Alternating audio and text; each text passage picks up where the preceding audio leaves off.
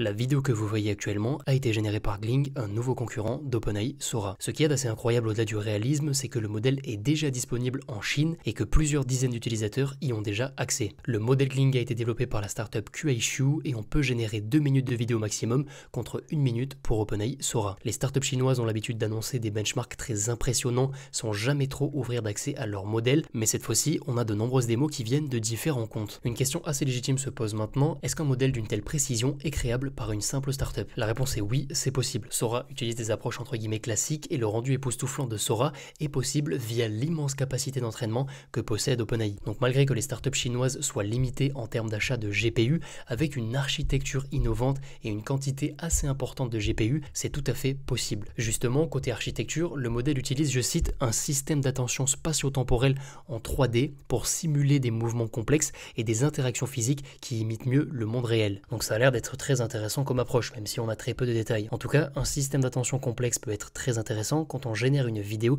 d'un paysage par exemple. Si le modèle s'embête à essayer de générer chaque feuille qui bouge, impossible d'avoir un résultat exploitable. D'après les nombreux tests que vous voyez depuis le début de la vidéo et que je vais vous présenter, on peut sans trop d'hésitation affirmer qu'OpenAI Sora a été dépassé. Le seul potentiel red flag, c'est la résolution des générations. La qualité de l'image est parfois limitée. Avant-dernier point, avant les démos, comment accéder au modèle? Un numéro chinois est nécessaire et il faut prévoir environ un jour d'attente pour être accepté à la bêta. Et dernier point, je vous conseille à la fin de ma vidéo d'aller regarder la vidéo de Thibaut Neveu, Sora. La génération vidéo par IA est décevante. Voici la solution. Première démo, on est sur un mini trailer style Mad Max. Les 4 premières séquences sont très réalistes, limite trop réalistes, mais la vue drone nous permet de détecter de nombreux détails qui confirment que c'est une vidéo générée via de l'IA et les dernières séquences sont également assez incroyables. Ensuite, on a un chat qui conduit une voiture, le rendu est impressionnant. On continue avec un volcan à l'intérieur d'un café. Ensuite, on a un coucher de soleil très réaliste, un panda qui joue de la guitare et on arrive à ma démo préférée de très loin. C'est une démo qui a été partagée par un utilisateur classique entre guillemets. Il a réalisé une bonne vingtaine de générations via des prompts que lui a envoyé la communauté et la vidéo que vous voyez actuellement, c'est la première vidéo qu'il a publiée.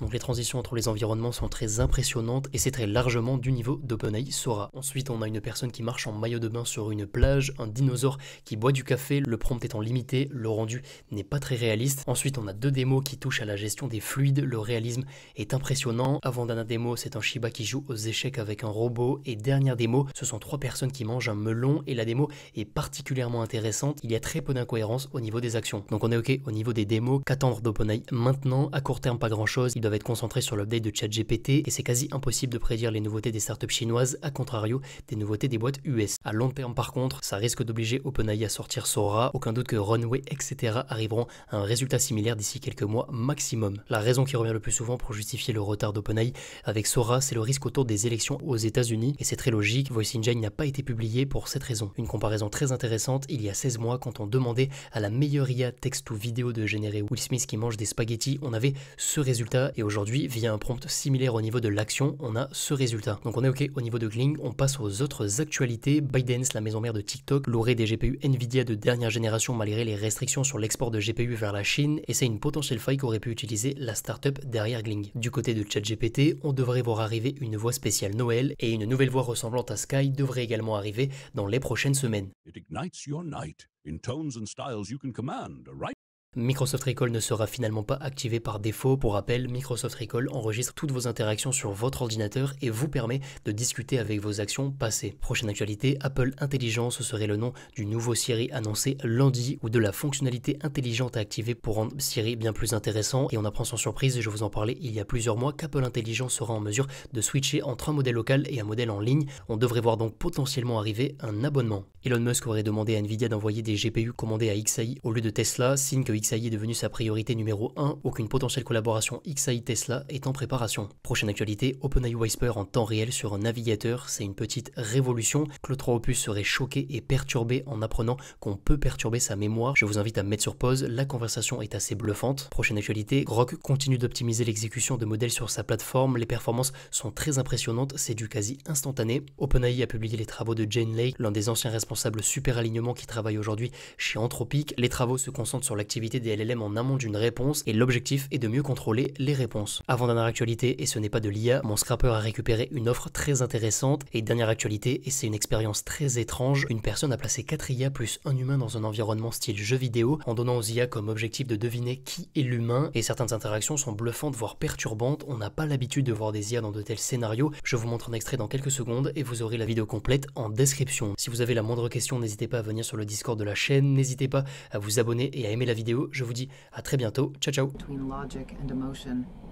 A ruler must be both serpent and charmer, calculating yet compassionate, wielding power with both a strategist's mind and a lover's touch.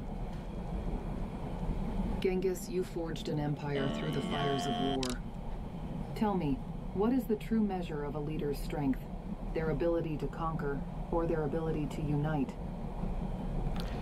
Thank you for your question, Cleopatra. What a leader should do is to crush his enemies, see them driven before him.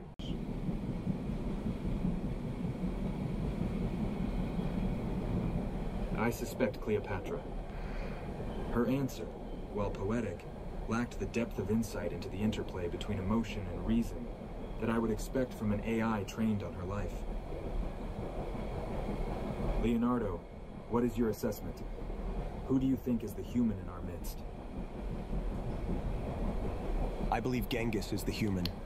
His response, though bold, lacked the nuance and strategic thinking I'd expect from an